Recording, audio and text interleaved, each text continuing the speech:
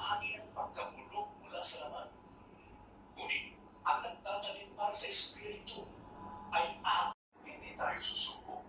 Kaya nga, basta may pagkakataon, ay gumawa tayo ng mabuti sa lahat ng tao. Lalo na sa mga kapatid na kayo'y magpatuloy na makita silang gumagawa ng magagandang bagay. Ginagawa nila. Huwag nawang mangyari sa akin na ipagmalaki ko sa akin. At ako naman, patay na rin sa mundo. Hindi mahalaga kung tulipan o hindi ang isang tao. Ang mahalaga ay kung siya ay bago na nilalang. Manatili nawa ang kapayapaan sa buong bayan ng Diyos. Kaya mula ngayon, ito na mga bilang sa aking katawan na ako'y lingkod ni Jesus. Mga kapatid, ang sulat ni Pablo sa